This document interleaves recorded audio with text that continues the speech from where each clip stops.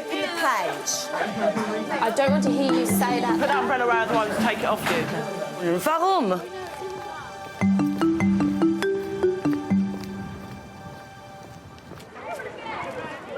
Anna Clark's about to face one of the toughest tests of her career. After just a year as head of languages at Grey Court School in Richmond upon Thames, she's about to conduct her first performance management observation on a teacher 20 years her senior. Habt ihr verstanden? Gut. Macht. In her time, Audrey Elliott's run 4 languages departments. She has 2 years to go before retirement. Last task. Shh. John Bayley's on the case.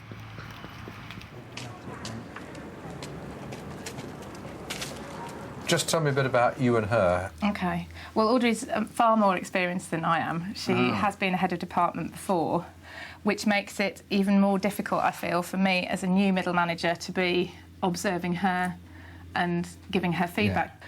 And I'm not sure whether there are a lot of people who feel the same as me, but it is very difficult if there's somebody who has a lot more experience than you to be able to sit in that chair and... The key thing is that you have a professional conversation around the points that you and she have identified. If you hang on to that, that's the kind of golden thread of the observation. Yeah. Grey Court's focus is GCSE CD borderlines. So, wir werden hier anfangen. Audrey's targets, agreed with Anna, include ensuring the maximum engagement of pupils and concentrating on questioning techniques. Okay. Hallo, ich wohne in einem Reihenhaus. Audrey has a mixed ability Year 10 German class of 32. In terms of the balance between teacher-led and student-led, what's your hunch about it? Possibly leading to slightly more teacher-led. There was a fair bit of it that was the students working on their own, but a lot of it was teacher-led. OK. Sehr gut. Und seit wann wohnt Maria hier? Seit wann wohnt sie hier?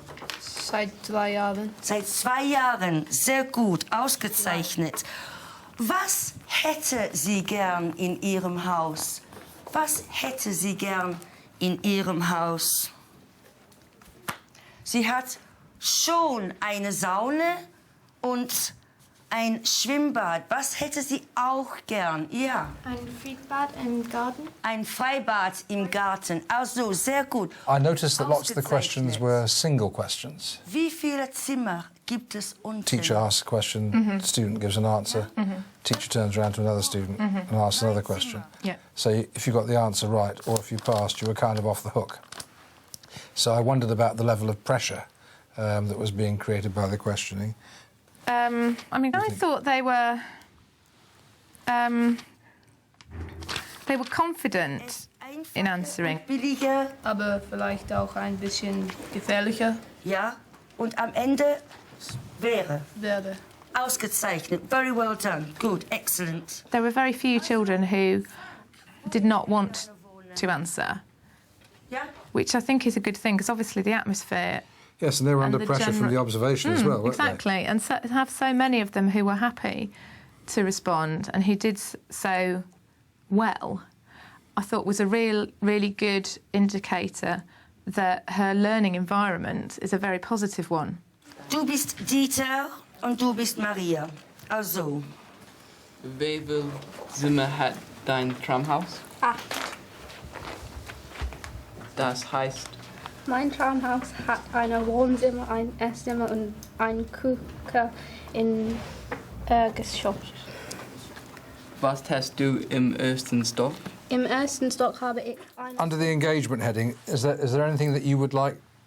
I mean, I'd be interested in hearing what she thinks. She would be the one that would be able to comment on the level of engagement, I think.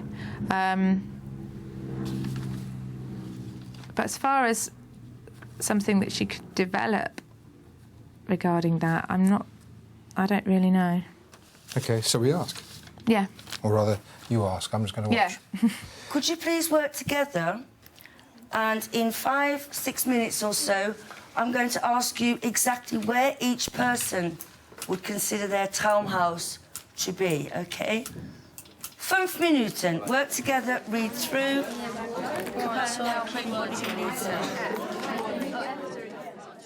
Do you feel more, less, or the same level of apprehension as when we were talking earlier on? Less. Yeah, I mean, as a matter of fact, so do I, sort of on your behalf. It's a conversation with another adult, isn't it?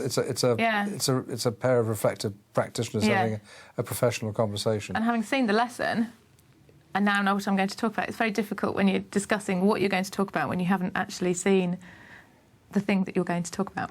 Yeah. As far as the participation, they were on task and they were participating for a huge part of the lesson. You made sure that you were asking all the students questions, that all of them had the opportunity to answer at various points during the lesson. Kannst du mir bitte einen ganzen Satz sagen? Whole sentence. Sie leben. Sie hätte gerne. Sie hätte gerne in New York. In New York. Leben. Leben oder wohnen. Gut. Brigitte hätte gerne in New York wohnen. Warum? Warum möchte sie gerne in New York wohnen? Warum? Jemand? Nein, zu schwierig? Why? Why would she like to live in New York? Seb, probier mal. Because Es wäre... I'm not sure. Anybody. Is there anything? I mean, how did you feel? Were you happy with the level of participation that you felt was going on in the lesson? There were one or two students who, I think they get a little bit shy and they say that they haven't done whatever you've asked them to do, and they use that as an excuse not to perform. And I need something to bring those particularly shy children out to speak, just to raise their confidence level. Ik woonde schon immer in Liverpool leven. In Liverpool. Warum? Ik is... Wat? Weil es eine Fußballmannschaft gibt? Ja. Ja, das habe ich gedacht, ja? Sag, weil es eine Fußballmannschaft gibt. Eine Fußballmannschaft. Gut, und das ist deine Lieblingsfußballmannschaft, ja? Stimmt das? Your favorite, okay. Where's Sam? Am liebsten würde ich auf einer Insel ganz in der Nähe von dem Japan. Es wäre natürlich schon als hier, aber dafür viel gesünder. Mein Inselleben irgendwo im Atlantik, über viel warmer. Excellent, well done. I mean, one thing it could have been worth mentioning there would be to do with why you have to be able to justify and give opinions about things and actually link that back to the GCSE criteria. I mean, at this stage in Year 10, they're not very familiar with that, so I think that's something that happens as you go through the course. But that would be a good way to bring that in then. And I did like when one of the students was struggling, you gave an option or a possible answer, and then they felt quite happy to just adapt that and to change it. Is there anything that you feel that you'd like to sort of develop more, or that you're particularly happy with, or not? I'm not sure it's a case of developing more, really. What you do feel very conscious when it's such a large class, the sheer amount of time it takes to include everyone. If there are tasks in the lesson which enable the students to be working on their own, then it frees you up to be able to then go around and help individuals. Which is, I think that's, it's a good point, and I think that's where group work comes into that. But again, you're going back to class size. It's just not, it's the least conducive subject to have large groups in a GCSE class. Yes. Dominique? Nein? Willst du nicht antworten? Okay. Tim? Because, I mean, something that I was thinking could have been a nice activity for them to do would be a writing task, which is also linked to that, Yes. and then they could have performed in pairs or in small Yes. groups. That probably is a good thing to develop into the next lesson, yeah. Which would give the sort of, you know, the students who aren't as happy with doing that kind of activity would have the support there in the example, but it gives opportunities for those more imaginative and daredevil students to do something a little bit different. And do you feel that the areas that we looked at today, by looking at those and developing those further, that you will help yourself achieve that target? I think, yes, I do think so, yes. Thank you for that, yeah. So I hope you found it as helpful as I did. I really enjoyed watching the lesson, and thank you. I hope the feedback's been helpful as well. Very helpful, thank you. With Audrey's many years running departments, Anna's own management style eventually becomes an issue, especially the question of class size. 25% of that curriculum is speaking. And you know, I don't know how I can get round them all to give them that much time that is deserved. If you put yourself in her shoes just for a minute, what could she do for you? Fight more. OK, so one of the jobs... Be tougher. So one of the jobs of the head of department is to fight more and fight for resources. I think so. You have to fight for your corner. That's one thing I have learned in all my schools. I mean, I used to be married. I am married to what used to be a head teacher, so I probably am a little bit more foolhardy and headlong than most, but, you know, I know that that's what they think. You fight for your corner.